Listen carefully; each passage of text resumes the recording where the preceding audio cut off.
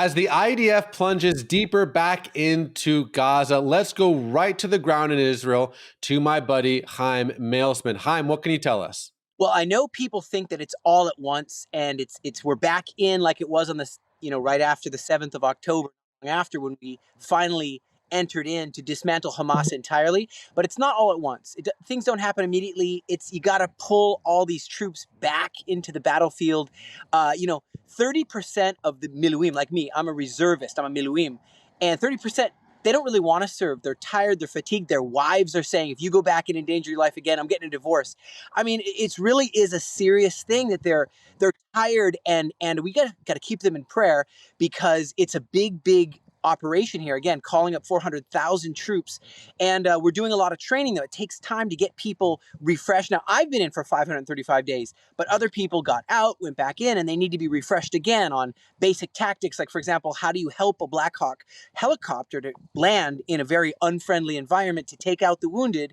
Sometimes they need little help with like some infrared or whatever, to be able to land when it's being shot at by RPG, rocket propelled grenades, and so on. I'm so glad actually to recognize that I think it's the US that's selling us the King Stallion helicopters instead of the old Yasur helicopters. So there's a lot of prep, even moving the battalions, 188 battalion, all the different battalions, whether they're tanks, whether they're entire Gdudim, and getting them in position to give us the cover fire we need as we go to dismantle the rest of these tunnels. It's quite an operation. It takes time. And then moving the Gazans out also will take, at the very minimum, if you're doing 25,000 a day, which I haven't heard anyone really stand by that number, that's 88 days if you're moving every single day. And if you're talking 10,000, which Smotrich says 10,000, you're talking a lot longer. So it's definitely a long road ahead of us, still months and months and months. I'd be surprised if we're done by September. Wow. What can you tell us about what just happened with a senior Hamas leader who was recently killed? Yes, Barhum. Now, this man is actually considered like the prime minister. There has been switch ups of different people taking charge and then getting eliminated and taking charge. So Barhum is not only is he like the main governor under Mohammed Sinwar. By the way, I was so sure that we captured Mohammed Sinwar alive. I was mistaken, but it was just a wild time there in Tel Sultan, Gaza. This man is also the financial guy, and a lot of money flows in. You'd be surprised, not just the 8 billion or so in the last 18 years that came to Gaza, not only the 25,000 trucks in the last short while, monies flow in on PayPal, flow in. It's a big cause for certain extremists, certain people that won't differentiate between a terrorist and between those that we're trying to eliminate to return and restore security to our borders and our children. And so this guy manages all the money that goes through, and they try to keep a tight grip on that. And he's been eliminated. His car got struck. But we have Predator drones. I know that the United States lost how many Predator drones? 20 or 30? Predator drones. They lost like $30 million because the Houthis keep shooting the Predator drones out of the sky. Ours also do a job, and sometimes we have a great success like today. Rockets are, by the way, falling right now. 2 rockets are falling as we speak in the south of Israel from Hamas in Sderot right now. Wow, I've been to Sderot many times. That's really, really sad. Here's a question though, Chaim. You mentioned something earlier that's crazy, that a third of the people that are being called up are just, they're tired, they're worn out. I think there's such a caricature that can be made about IDF soldiers that can be made about Israelis. Mm-hmm. And that must be a really isolating, lonely feeling. And I know you're tired, and I know you're worn out, but now, deploy 500 some odd days? 135. How can we be praying for you? And my goal here is, how do we humanize these people? Because it feels like on the news, you just see these caricatures made about you guys. So what would you want us to know, and how can we be praying for you?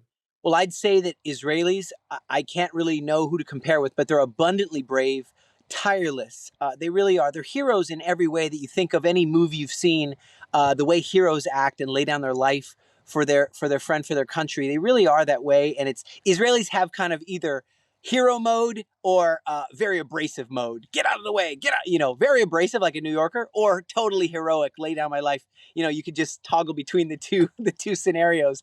And but really, what I've noticed is that there is a toll now, which I will say this because you brought it up, is on the soul, on the psyche, just having nightmares, having not being able to sleep, coming home being disorientated. They made a cartoon recently that said, "Why is Abba so frustrated?" Abba means father. And that for the children to understand why is he so frustrated, he watching TV and you just see him getting more and more despondent. And when he's coming home, so the coming home part is really a key issue that the whole nation is trying to figure out. How do you handle PTSD on a larger level than just PTSD since the Holocaust and since just being in other minor conflicts. But people lost legs, they lost friends. Everybody that I know is pretty much has been to a funeral or two. And yeah, we need to just really realize that we're going to have a work when this is all over to take care of the soldiers in their inside of their heart. And I've got some plans myself through the Aliyah Return Center to help them in different ways, take them for a few days, a week, out to a retreat, and so on.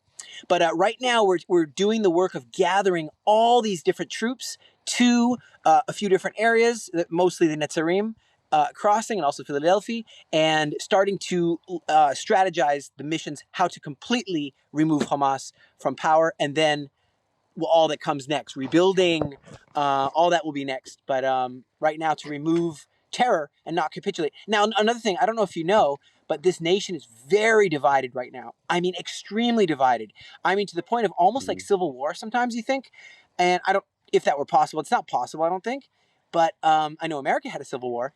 I don't think it would be possible here, but I do recognize that there's just people who have, at all costs negotiate with terror. Yes, at all costs, give anything. I remember saying to one person, if you give the entire city of Jerusalem to Hamas, I think they'll probably release the hostages, all of them. If you gave our entire nation's capital, our eternal capital, Jerusalem, I think they'll go for it.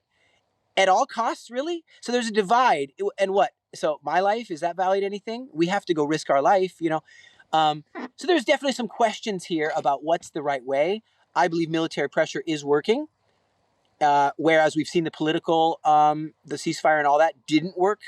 I mean, there was unreasonable demands and it wasn't working. So I think that we're really at this pressure moment where the whole country could almost fray into fragments.